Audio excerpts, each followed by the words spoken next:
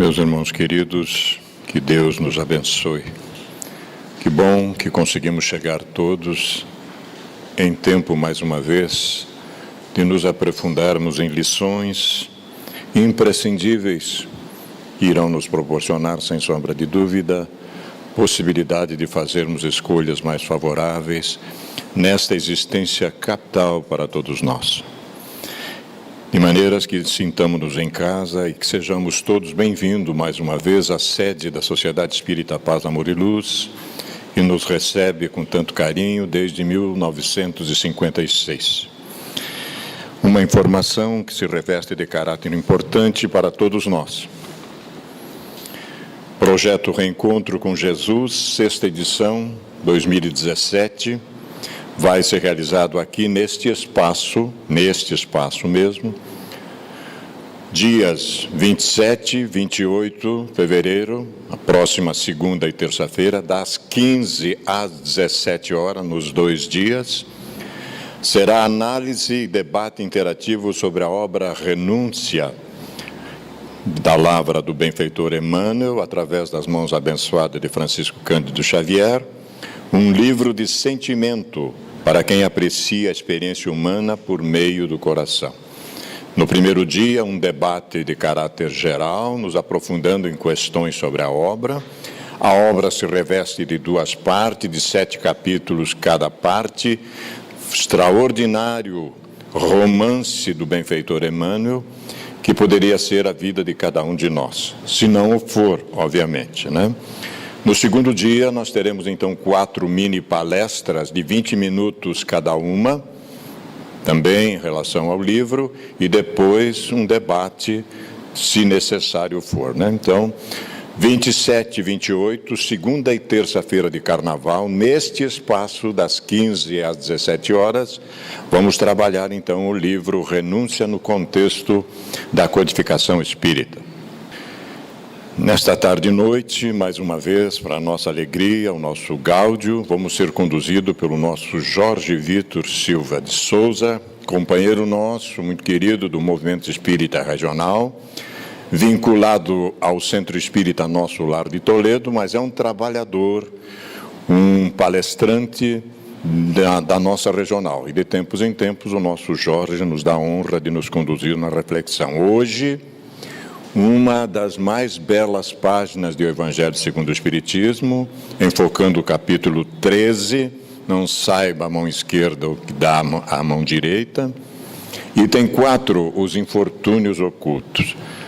Ganharemos todos os que conseguimos chegar nesta tarde e noite na Casa Espírita. Vamos fazer a nossa prece, em seguida uma introdução a respeito do tema, e o Jorge vai nos conduzir na reflexão. Senhor da vida, com o nosso coração asserenado, em paz, em harmonia, mais uma vez tratando das coisas do Espírito imortal, estamos vos rogando para que o vosso amor infinito, a vossa ternura que não conhece limite em relação a nós outros, nos envolva a todos, fundamentalmente o nosso coordenador, o nosso expositor, para que a mensagem que ele nos traga na tarde e noite de hoje tenha uma profundeza muito grande em nós mesmos, que desça do nosso intelecto, agasalhe-se no nosso coração, para que possa se tornar um hábito saudável, exemplificando através da nossa conduta, da nossa postura, essas mesmas lições, possamos então influenciar outras almas queridas, para que despertem também para a sua realidade intrínseca de espíritos imortais. Potencializa, Senhor, a nossa vontade e o nosso desejo de nos ajustar o mais depressa possível com as vossas leis sábias e justas. Que assim seja, Senhor. 1972, a benfeitora querida Joana de Ângeles projeta no mundo físico a sua obra Convites da Vida. 60 convites interessantíssimos, pelas mãos abençoadas de Divaldo Franco. O capítulo 7 trata de convite à compaixão.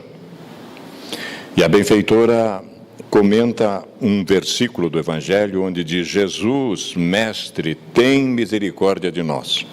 Lucas 17:13. Diz ela para nós: são poucos os que a cultivam. Ela está tratando da compaixão. A alegação generalizada de que todo aquele que se apieda sofre desnecessariamente e depois não há qualquer compensação. Logo se recupera o que ora padece e este retribui a generosidade, o auxílio com a torpe ingratidão. Que te importa, porém, se o ingrato for o outro? Não se renova a árvore após a poda, produzindo em abundância, e o solo revolvido não aceita melhor a semente? O essencial é que sejas partícipe ativo da renovação social e espiritual da terra. Para esse mistério, não arroles dificuldades, não apontes incompreensões, nem relacione queixas. Possivelmente não poderás fazer muito ante a larga faixa dos que expungem, dos que padecem necessárias retificações. Dispõe, no entanto, do amor, e assim enriquecido ser-te-á possível oferecer valiosas moedas de compaixão e fraternidade. Disporás de um momento para ouvir as ânsias do espírito atribulado e ofereceres o roteiro seguro do Evangelho. Terás a moeda da esperança para distenderes ao desafortunado que tudo perdeu no jogo da ilusão e agora está à borda da loucura ou do suicídio. Contribuirás com a oração intercessória quando outros recursos já não sejam utilizáveis, junto ao que se permitiu colher pelas circunstâncias infelizes que ele mesmo engendrou e das quais não pode escapar. Distenderás o lenço do conforto, sugerindo que o perseguidor reconsidere a atitude, pois que mais tarde será ele o perseguido. Lembrarás o impositivo das leis divinas àqueles que se facultam desonestidade e torpezas morais, se tiveres compaixão. O mestre, apiedado daqueles leprosos, sugeriu que se apresentassem aos sacerdotes, acontecendo que, em pleno caminho, se tornaram limpos. Todos possuímos males que nos maculam o espírito e nos maceram interiormente. Apiedando-nos do próximo, credenciar-nos-emos à compaixão do Senhor, que nos favorecerá com a oportunidade de nos limparmos pelo caminho, também antes de nos apresentarmos à lei. Os infortúnios ocultos, reiteramos, uma das mais belas páginas que o Evangelho já nos trouxe, na condução sempre segura e clara do nosso querido Jorge. É uma honra ouvi-lo uma vez mais. Uma boa tarde e noite a todos. É sempre uma alegria nós nos reunirmos para ouvir o Evangelho. E como o nosso irmão dissera, essa é uma das mais belas mensagens do Evangelho. Muitas vezes passado desapercebido pela nossa rotina do dia a dia. Quem é aquela senhora de ar distinto, de trajes simples, mas bem cuidados, seguida de uma jovem também se veste modestamente, entra numa casa de aspecto miserável, onde onde sem dúvida é conhecida, pois a porta é saudada com respeito. Para onde vai? Sobe até a água furtada daquela mansarda. Lá vive uma mãe de família, rodeada pelos filhos pequenos. À sua chegada, a alegria brilha naqueles rostos emagrecidos. É que ela vem acalmar todas as suas dores. Traz o necessário, acompanhado de suaves e consoladoras palavras, que fazem aceitar a ajuda sem constrangimentos, pois estes infortunados não são profissionais da mendicância. O pai se encontra no hospital e durante esse tempo a mãe não pôde suprir as necessidades da família. Graças a ela, essas pobres crianças não sofrerão nem frio nem fome. Irão à escola suficientemente agasalhadas e no seio da mãe não faltará o leite para os menorzinhos. Se uma entre elas adoece, não lhe repugnará prestar-lhes os cuidados materiais. Dali, seguirá para o hospital, levar ao pai algum consolo e tranquilizá-lo quanto à sorte da família. Na esquina, uma carruagem à espera, verdadeiro depósito de tudo o que vai levar aos protegidos, que visita sucessivamente.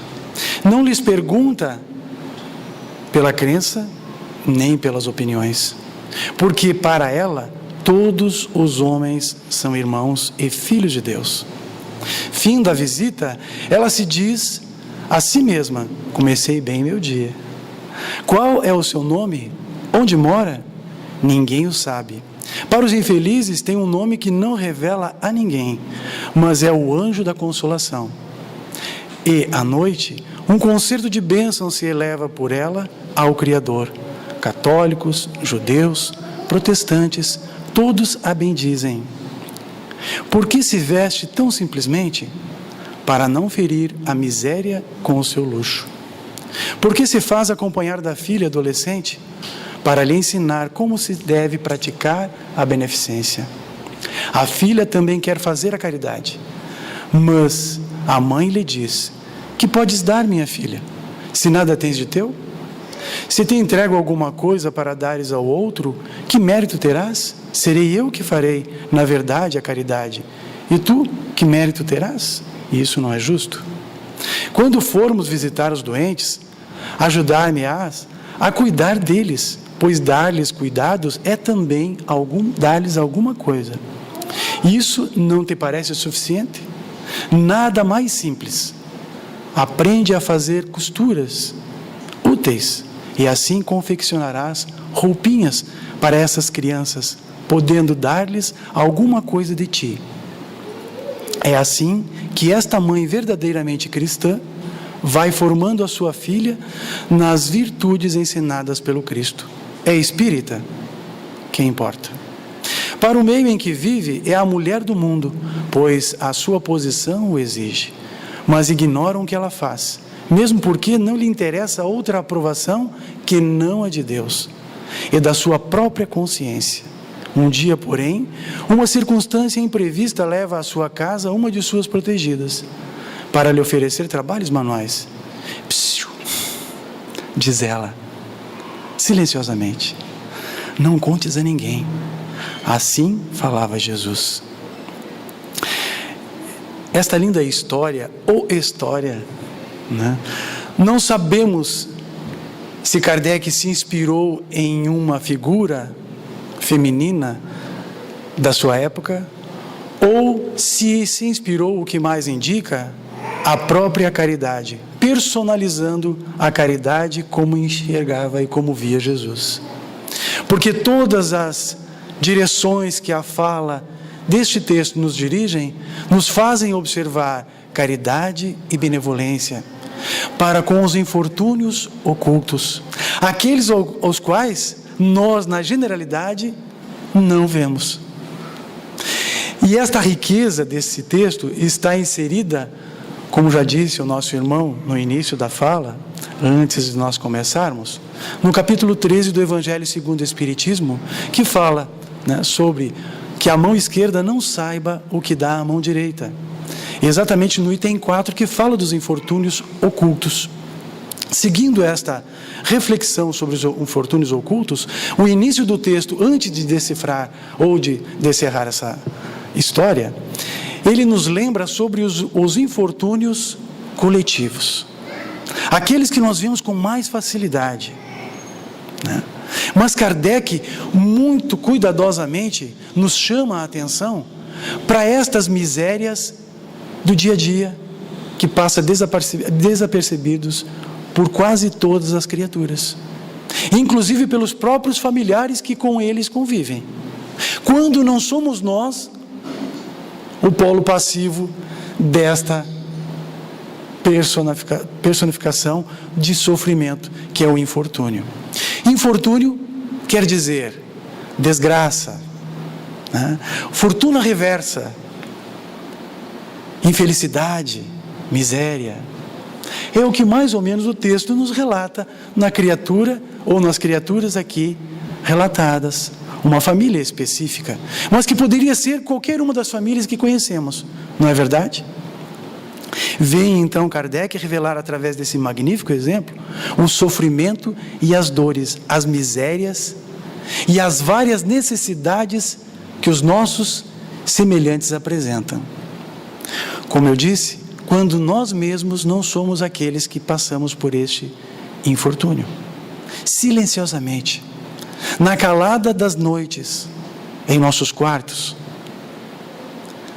sofrendo discriminação e outras humilhações que a própria sociedade imprime em virtude de nossas escolhas, muitas delas não tão bem aceitas pela sociedade em que vivemos. Portanto, está na sociedade a responsabilidade, está sobre nós a responsabilidade de nos atentarmos a estes pequenos desastres que ocorrem nos dias a dias e que nós não vemos. Mas por que os nossos olhares estão tão atentos para os acidentes, os infortúnios coletivos? Nos perguntamos, porque Kardec nos chama a atenção, como disséramos, sobre os infortúnios coletivos, as desgraças, né, as catástrofes como nós conhecemos. Eu diria que os nossos olhares, os nossos olhos, os olhos da alma, ainda não se abriram totalmente, ainda estão cegos para as muitas coisas que Jesus já nos alertara há muito tempo. Somos cegos. Com pequena visão, alguns com uma fresta, o olhar pela fechadura para estas necessidades tantas. Então é verdade que, embora as catástrofes nos atinjam, mas elas só conseguem nos tocar o sentimento e o coração quando a mídia incessantemente, repetidamente invade os nossos lares e nos mostra as cenas dolorosas que passam os nossos semelhantes. Nós classificamos aqui alguns desses desastres, porque eu tenho certeza que isso vai trazer à memória de cada um a lembrança, né, de cenários vividos recentemente pela nossa sociedade, diríamos, né? Porque tem 10 anos eu não trouxe algumas coisas mais antigas, mas mais para frente. Nós trouxemos então uma divisão em catástrofes naturais, epidêmicas e as provocadas pelo homem. Entre as catástrofes naturais, nós separamos aqui para a nossa lembrança rápida, no dia 26 de dezembro de 2004, para mim parece que foi ontem, depois do Natal, nós ainda comemorávamos o Natal com a nossa família, dia 26, né? Um terremoto de magnitude 9.1 na escala Richter abalou o solo das províncias da Indonésia, em Banda Aceh. Desencadeou um tsunami no Oceano Índico, em que mais de 220 mil vidas naqueles espaços, naqueles vários países, foram declinadas ou desencarnaram. Mais de 220 mil. Só na Indonésia, 170 mil mortos. Temos filmes falando sobre isso, né? Eu acho que é O Invisível, se eu não me engano, o nome do filme que retrata essa história vivida. O terremoto no Haiti, numa escala Richter bem menor, um impacto bem menor, tremeu mais uma vez a terra. Isso no ano de 2010. No entanto, 300 mil vidas foram desperdiçadas. Vejam, nós estamos aqui falando de 170 mil, é um número muito grande. 300 mil é muito maior ainda. Mas, por que numa magnitude menor, tantas vidas foram ceifadas? A construção civil, a pobreza, a miséria daquele país levou tantos à morte, porque a construção civil é muito débil, muito fragilizada. Então, muitos desencarnaram. E vejam só, em 2011, no ano seguinte, no mês de março, um tsunami no Japão, originado de um terremoto de 9.0 na escala Richter, provocou ondas de tsunami de 20 metros de altura, e invadindo, né, a orla, né, daquele país, onde foram ceifadas 19 mil vidas. Então, para a gente ver o preparo, né, que a construção civil pode fazer diante destas calamidades. E a própria ciência, a própria cultura dos povos. No Haiti, um terremoto com escala muito menor, muito mais vidas foram desperdiçadas. No Japão, embora a quantidade seja muito grande, são 19 mil vidas, né? Mas bem menor que aconteceu no Haiti. Pelas condições apresentadas, pela tecnologia, pelo avanço, os avisos foram proporcionados no tempo devido, as pessoas puderam se retirar, né? Então, esta é a nossa sociedade que nós vivemos, entre o luxo e a pobreza, entre o palácio e o casebre. Essa é a nossa realidade. Em que polo nos encontramos? Não importa a resposta que temos para isso. O importante é o que fazemos para melhorar as condições que os nossos irmãos vivem. Pandemias. Peste negra, século XIV. Eu sou bastante antigo, mas eu não vi isso, graças a Deus, porque 75 milhões de vidas foram ceifadas por uma doença causada por uma bactéria, né, que era transmitida ao ser humano através das pulgas dos ratos, né? Então, esta bactéria, trazida pelos roedores, o surto da famosa peste bubônica, né, como aqui está conhecida, a peste negra, levou 75 milhões de vidas.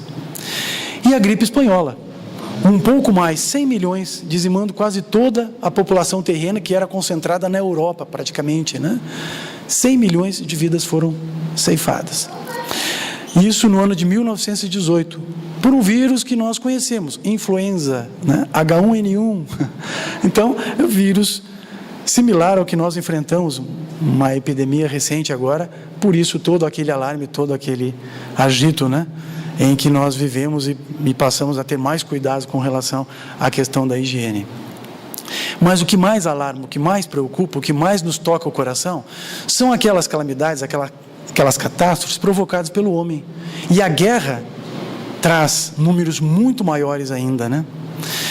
De 1939 a 1945, Segunda Guerra Mundial, todos nós já conhecemos essa história, vimos vários filmes, assistimos incessantemente documentários, 80 milhões de mortos.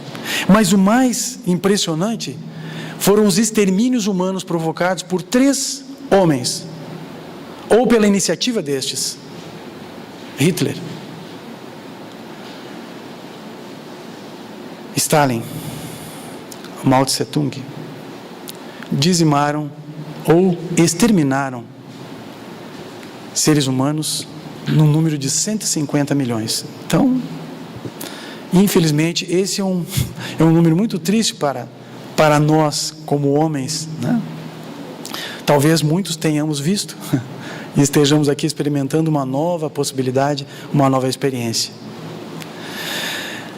Mas, como dizíamos, por que esses números nos atraem? Porque a mídia invade as nossas casas e nos mostra, os documentários nos forçam a ver, os filmes nos despertam a curiosidade para nós vermos. Porque a nossa sensibilidade ainda é muito crua perto daquela que precisaríamos ter. E Joana de Ângeles tem uma fala que eu talvez já tenha repetido aqui, que eu gosto sempre de lembrar.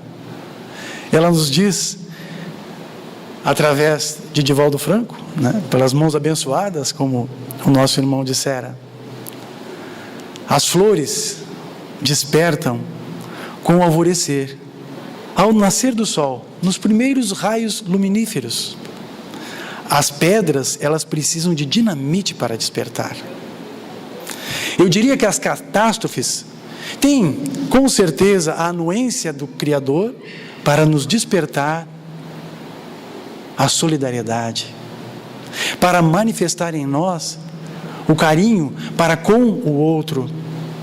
Porque se nós observarmos, as catástrofes cada vez chegam mais próximas de nós.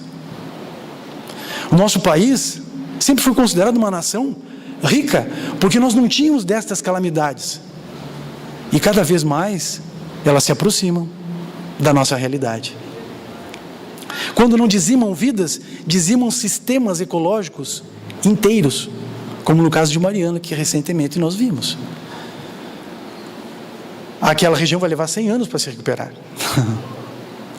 Imagine as pessoas, o trauma, o receio que cada um de nós tem, porque se olharmos ao nosso derredor, quantas indústrias estão instaladas e quantas catástrofes podem ser geradas por estas que nos dão a condição, do emprego, que nos dá o sustento físico, mas que ao mesmo tempo nos oferece este risco. Mas não temam, porque a doutrina espírita é maravilhosa, ela é esclarecedora, e quando nós nos esclarecemos, ela nos traz consolo, e é isso que é magnífico nessa doutrina refazedora, porque Deus permite sim que as pessoas sucumbam, mas a própria espiritualidade, como nos chama a atenção Kardec nesse texto que lemos, como em outros, nos fala sobre a bondade divina. Quando Emmanuel, no item 11 do capítulo 11 do Evangelho segundo o Espiritismo, destaca uma palavrinha que é comum no nosso dia a dia, mas a gente costuma não falar e muito menos pensar sobre ela. Nós nos damos ao luxo de muitas vezes ignorá-la. Ele fala do egoísmo, que é a chaga da humanidade. E o Espiritismo vem trazer esta realidade aos nossos olhos. Enquanto nós estivermos concentrados nos nossos interesses, nas nossas buscas pessoais, sem nos darmos conta de que somos seres sociais e de que fazemos parte de um sistema que é integrado muito mais profundamente do que nós imaginamos, nós não conseguiremos ser felizes. E não é fala minha. Vou ler aqui uma parte do que diz o Evangelho: que cada um, pois, coloque todos os seus cuidados para combatê-lo, o egoísmo, em si, não no outro. A gente costuma ver os erros, as falhas e o egoísmo no outro, mas é em si. O alerta do Evangelho é em si, porque este monstro devorador de todas as inteligências, esse filho do orgulho, é a fonte de todas as misérias deste mundo, é a negação da caridade e, por conseguinte, o maior obstáculo da felicidade dos homens.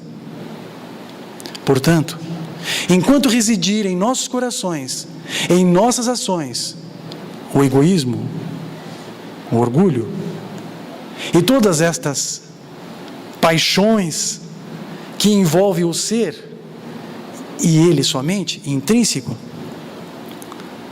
o eu, nós não conseguiremos ser felizes. Nenhuma criatura na Terra conseguirá ser feliz.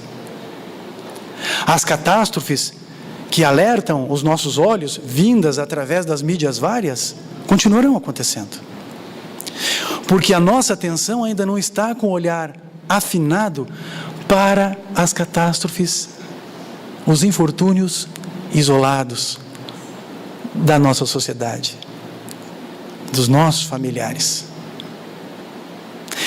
Um número alarmante que nós não chamamos antes, porque esse é o momento. Nós sabemos desses números, talvez, que dissemos aqui, com certeza a maioria de nós conheçamos. Mas todos nós sabemos que o Brasil é o 8º país no ranking mundial. Olha só, né? Geralmente nós estamos lá no fim da fila para muitas coisas, mas estamos em 8º lugar, infelizmente, em número de suicídio. Porque nós temos, por ano, 12 mil suicídios acontecendo.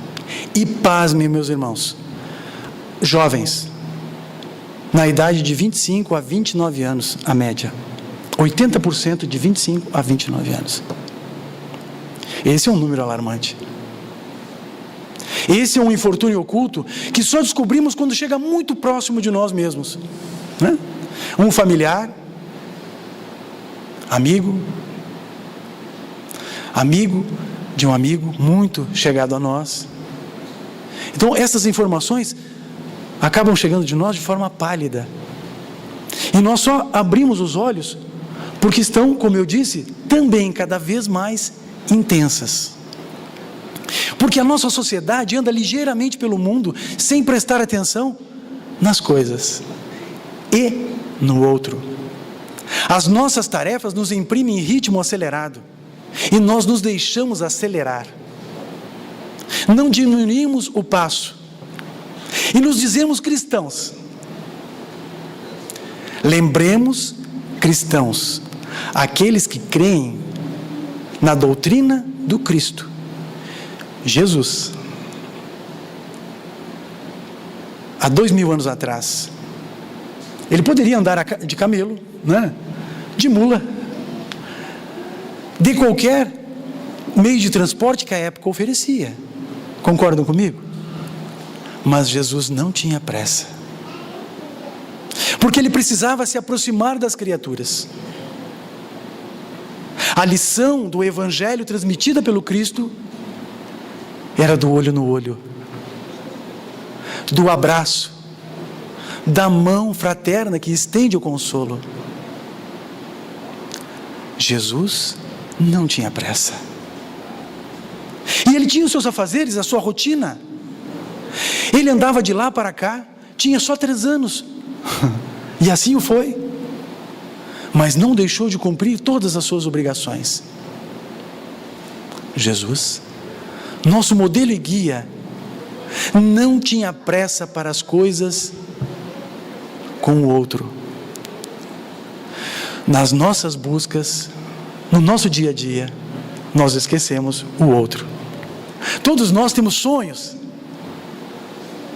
almejamos algo em nossas vidas, pequenas, médias, grandes, e nelas estão inclusas as coisas materiais, porque o nosso mundo ainda é muito materialista e nós somos homens do mundo, precisamos da matéria, mas ela não pode ser o meio pelo qual nós vivemos. Por quê? Porque quando nós planejamos umas férias, viajar, nós incluímos, porque nenhum ser consegue ser feliz sozinho, nós incluímos alguém, um amigo, uma amiga, um filho, a esposa, o esposo, quem nós amamos, quem nós queremos bem. E nós às vezes fazemos planos, mas com muita antecedência, e cuidamos dos maiores detalhes, dos lugares por onde iremos passar. Não podemos deixar de visitar o museu daquela cidade, a Torre Eiffel, a quem tem mais poder aquisitivo, conhecer a cultura alheia, que maravilha, mas com alguém que amamos do lado. E o que acontece na maioria das vezes? No realizar das experiências novas que o planejamento nos espera, nós esquecemos do outro, não dividimos as emoções, passamos correndo pela vida, não admiramos a paisagem.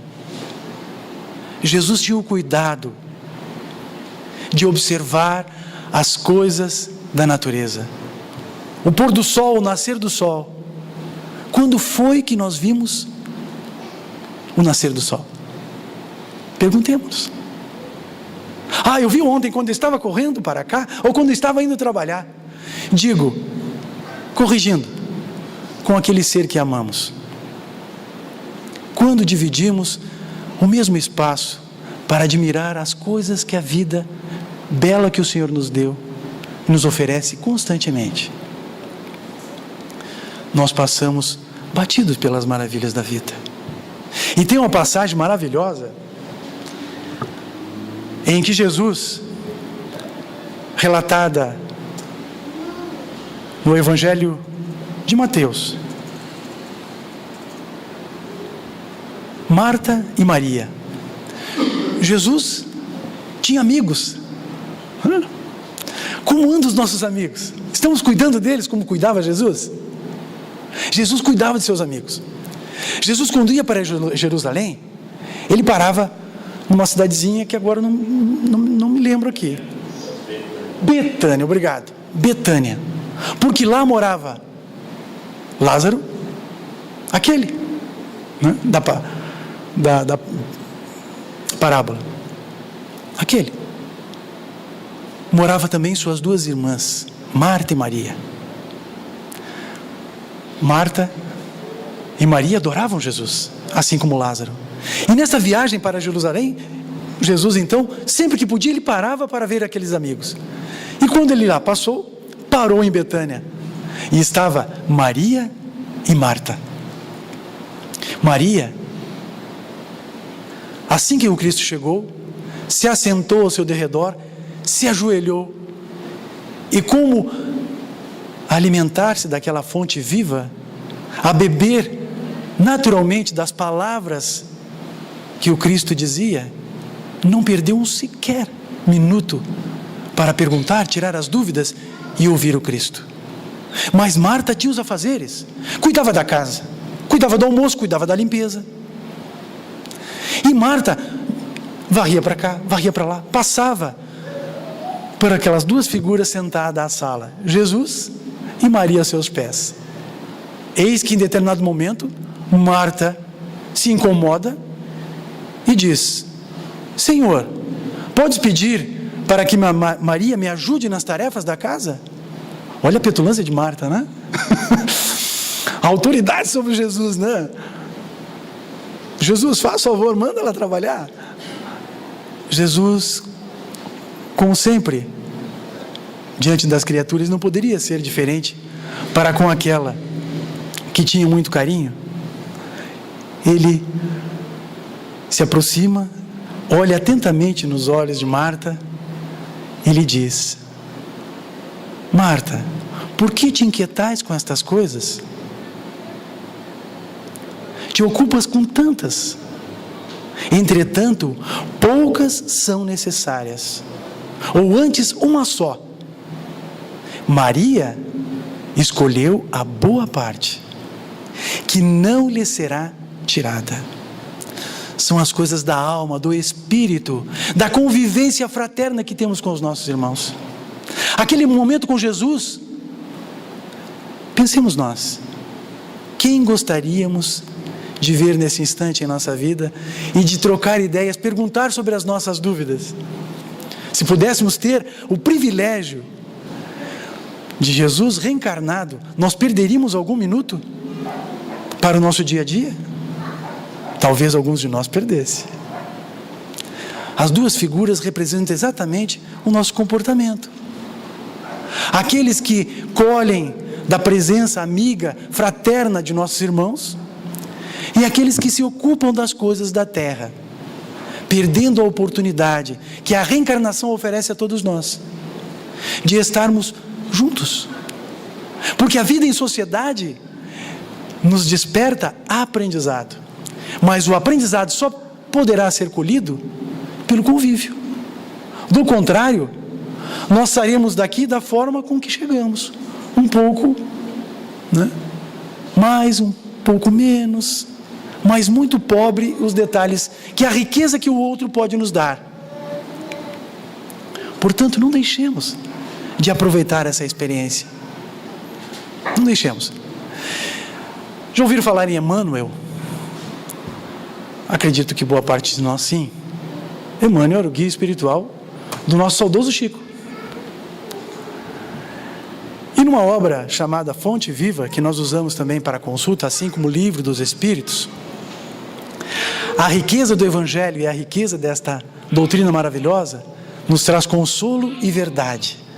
E esta a gente não poderia deixar de passar, porque Emmanuel faz uma reflexão sobre a passagem que nós acabamos de falar, de Marta e Maria. E ele fala com o seguinte item, título: a boa parte. Porque Jesus teve o cuidado, como na sua fala sempre tinha, de não dizer que era a melhor parte, né? Porque aí ele estaria desprezando as coisas da terra, e as coisas da terra são necessárias, né? Mas ele falou a boa parte, que ninguém pode tirar, que são as coisas do Espírito, né? Vamos ver o que Emmanuel nos orienta. Não te esqueças, é para nós todos, não te esqueças da boa parte, que reside em todas as criaturas e em todas as coisas. O fogo destrói, mas transporta consigo o elemento purificador. A pedra é contundente, mas consolida a segurança. A ventania açoita impiedosa, todavia ajuda a renovação. A enxurrada é imundície, entretanto, costuma carrear o adubo indispensável à sementeira vitoriosa. Assim, também há criaturas que, em se revelando negativas em determinados setores da luta humana, são extremamente valiosas em outras. A apreciação unilateral é sempre ruinosa. A imperfeição completa, tanto quanto a imperfeição integral, não existem no plano em que evoluímos. Esta frase, vou dar uma pausa. Essa frase não pode deixar de refletir. A imperfeição completa, tanto quanto a perfeição integral, não existem no plano em que evoluímos. Todos nós estamos a caminho, meus irmãos. Já sabemos disso. E a evolução completa não se fez para nenhum de nós que aqui nos encontramos.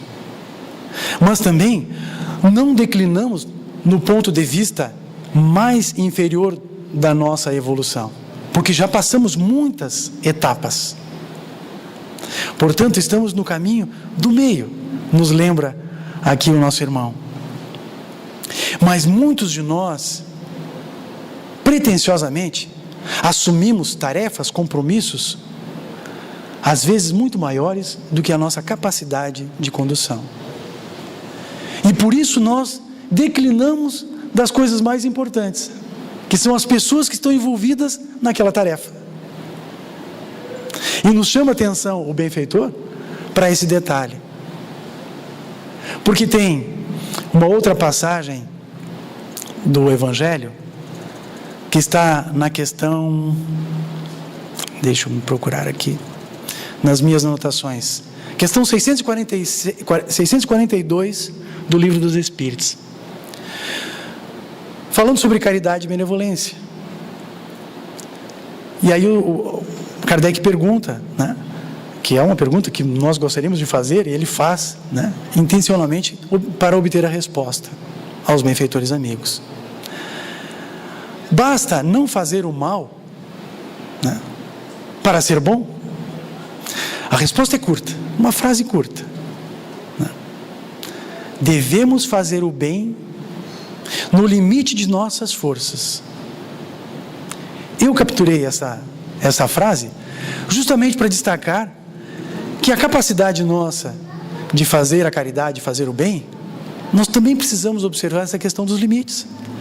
E o nosso irmão Emmanuel aqui destaca exatamente a compreensão desta nossa natureza e do estado em que nos encontramos. Precisamos conhecermos-nos, autoconhecimento.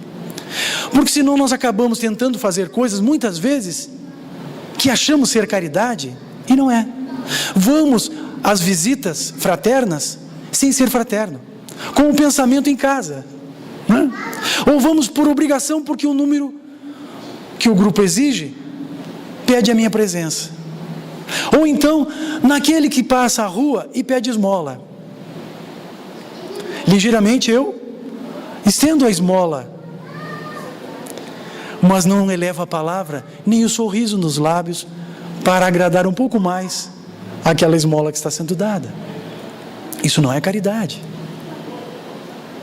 Portanto, não devemos nem sobrepor as nossas forças, as nossas condições, a nossa natureza para procurar fazer mais do que podemos. Mas nós já, diz o benfeitor, podemos fazer muitas outras coisas que nós ainda não fazemos. Quando vamos para o trabalho de atendimento, seja em que esfera for, seja na própria família, levemos o consolo, levemos o sentimento em nossos corações. Porque a mãe que perde o filho, o pai que sofre um acidente e perde a condição do trabalho, não quer receber uma palestra espírita, falar das aflições, capítulo 5 do Evangelho segundo o Espiritismo. Imagina, Nós chegando num velório para uma mãe que perdeu um filho, que ainda está sendo velado, e nós decifrarmos uma palestra de 20, 30 minutos sobre as aflições. Com certeza não trará consolo algum. Coloquemos-nos no lugar. Muitas dessas criaturas, como nós que sofremos, requerem a atenção, o consolo, que a doutrina já nos esclarece como pode ser dado. Tem um exemplo maravilhoso de Chico, né? Eu me estendo quando falo, não, mas eu estou no tempo, né? Mais uns minutinhos. Lembrando aqui de uma passagem do Chico. Chico fazia muitos atendimentos, a gente falou de mães, né? E ele fazia atendimento para as mães que perderam seus filhos, com mais de 15 anos, todos os dias. E num determinado dia já tinha atendido 200 mães, para prestar este consolo, atender. Eis que, lá pelas tantas, chega uma mãe, desesperada.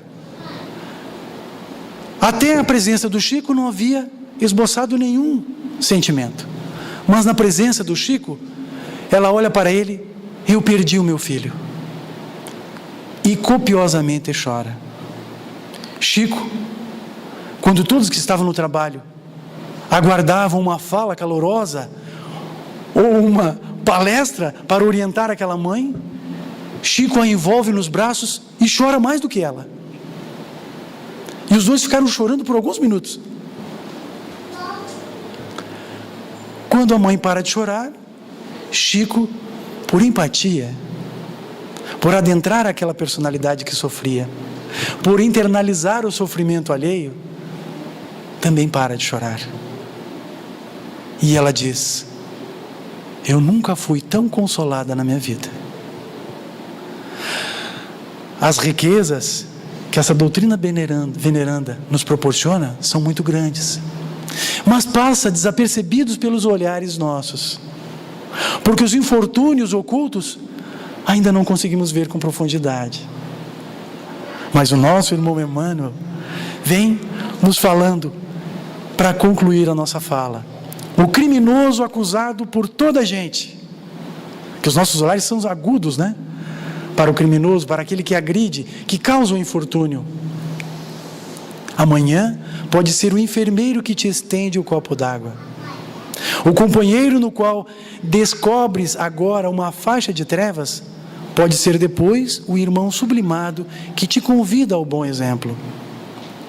A tempestade da hora em que vivemos é muitas vezes a fonte do bem-estar das horas que vamos viver. Busquemos o lado melhor das situações, dos acontecimentos e das pessoas. Maria escolheu a boa parte, que não lhe será tirada. Dissemos o Senhor. Assimilemos a essência da divina lição. Quem procura a boa parte e nela se detém, recolhe no campo da vida o tesouro espiritual que jamais lhe será roubado. A lei divina, meus irmãos, é justa. Mas, apesar de ser distributiva a cada um segundo as suas obras, ela é consoladora. E a grande verdade é que os infortúnios, sejam eles coletivos, sejam eles ocultos, mas muito mais aqueles que nos chocam os olhares, em que nós muitas vezes blasfemamos contra o Criador da vida, por não considerar tantas vidas ceifadas, está dentro da lei. Questão 737 do Livro dos Espíritos, lei de destruição. Com que fim fere Deus a humanidade por meio de flagelos destruidores? Para fazê-la progredir mais depressa. Perdas fazem-nos o exercício do desprendimento e da confiança nele, em Deus. Quantas nações depois do pós-guerra, depois de catástrofes, desenvolveram em seu íntimo o espírito de solidariedade e cresceram assombrosamente acima da média? A própria natureza, a própria dados estatísticos nos revelam. O Japão, né, tinha tudo para ser. A Alemanha, são potências hoje, e são países pequenos. A solidariedade. Então está correta a afirmativa do Livro dos Espíritos, lembrando às nossas mentes e ao nosso raciocínio que as aflições, os sofrimentos, eles são natural, em virtude da natureza moral das criaturas. Não somos perfeitos, e a dívida, seja desta existência, seja de existências pretéritas, ou seja, da vida, porque a vida é muito maior do que imaginamos, são compostas de várias existências, e essas existências são comuns. Quando nós olhamos para o nosso passado, nós vimos alguns anos, mas nós somos seres milenares. O que nós vemos nos livros de história, muitos de nós praticamos. Então não somos tão cordeiros assim, mas também já passamos pelos estados mais ferozes, e podemos já, nos diz o Evangelho, porque a doutrina espírita, o Consolador prometido, veio no tempo certo, e Deus sabe das coisas, e se é o tempo certo, nós somos os filhos de Deus certos, para receber a doutrina consoladora e praticar o consolo em nossa sociedade, junto aos nossos irmãos. Mas para isso, nós precisamos despertar, como na fala de Joana, como os primeiros raios luminíferos, como flores. O triste olhar de uma mãe, perguntar-lhe se tem fome, ou se o filho passa necessidade. Alguém que nos pede esmola, se é só o pão que ele pede, ou se também é um abraço amigo. Diante de tantas realidades sofredoras, que não precisemos mais dos infortúnios coletivos, atentando para os infortúnios isolados que a vida nos oferece. Mais atentamente, meus irmãos, e é o convite que precisamos fazer internamente, cada um de nós nesse instante, na célula máter da sociedade, nas nossas famílias. Como estão os nossos familiares? Eles estão conversando conosco? Eles estão nos contando sobre os seus problemas, sobre as suas dificuldades? Ou melhor, nós criamos momentos oportunos para que isso ocorra? A doutrina nos ensina a fazer evangelho no lar. Seria um excelente momento para, em família, nós aprendermos do evangelho. Aliás, o evangelho tem a resposta de todas as nossas aflições. Cita no livro Nosso Lar que, no plano espiritual, um espírito elevadíssimo que precisou se materializar, Asclepios, para que aqueles espíritos que lá foram escolhidos para fazer perguntas a ele veio conversar com algumas pessoas, perguntar sobre as suas problemáticas em espírito, aquelas pessoas no plano espiritual, e esse espírito teve que se materializar, tamanha elevação deste ser. A cada pergunta que o espírito, segundo as suas necessidades, fazia, ele desenrolava um pergaminho, que eram nada mais do que páginas do Evangelho do Cristo. Esse Evangelho que todos nós temos acesso. Nas páginas do Evangelho estão todas as nossas respostas para as nossas aflições. Querem ou queremos maior consolo do que esse? O Cristo está conosco. Ele está ao nosso lado. Mas nós precisamos abrir os nossos corações e as nossas portas para Ele. Deixar que Ele adentre os nossos lares e alerte as nossas consciências para as nossas necessidades e as nossas dores. O Evangelho, se somos nós, se alguém aqui passa por algum infortúnio, não percam tempo. Busquem o Evangelho de Jesus. E se quiserem permaneça no salão. Um abraço nós poderemos dar. É o mínimo, mas será de coração. Jesus, no Evangelho de Mateus, capítulo 11, de versículos de 28 a 30, nos fala sobre esse consolo que Ele dá à humanidade inteira, portanto nós. Vinde a mim, todos vós que estáis cansados e fatigados, sob o peso dos vossos fardos, eu vos darei o descanso. Tomai sobre vós o meu jugo e aprendei de mim, porque sou manso e humilde de coração, e vós encontrareis descanso, pois o meu jugo é suave e o meu fardo é leve. O jugo é um instrumento para guiar os bois, né? Um instrumento de madeira que dá orientação aos bois para que não saiam do caminho desejado, né? O jugo de Jesus não é esse jugo. É a orientação do Evangelho, das leis. E o fardo de Jesus, que é leve, são os nossos deveres. Todos nós os temos, perante a família, perante os nossos filhos, os nossos cônjuges, perante a sociedade. Que nós saibamos reconhecê-los e juntarmos ao Cristo com essa intenção de resgatar a nossa verdadeira identidade e de sermos felizes, que é o que buscamos. O consolo está às nossas mãos e que Ele possa chegar em vossos corações. A proposta da reflexão da noite era esta, de trazer o Evangelho para as nossas consciências e para o nosso dia a dia. Como nós fizemos aqui essa noite, poderemos fazer tantas vezes quantas forem necessárias ou quiserem em nossos lares, em nosso convívio. Busquemos, nesse instante, acolher em nossos corações as energias do ambiente, a qual os irmãos que aqui se fazem presente, a vós, que delicadamente, que carinhosamente me escutaram. Primeiramente sou eu que ouço, que estou aqui mais próximo do meu, né, da minha boca, o ouvido mais próximo é o meu, o aprendizado também é nosso.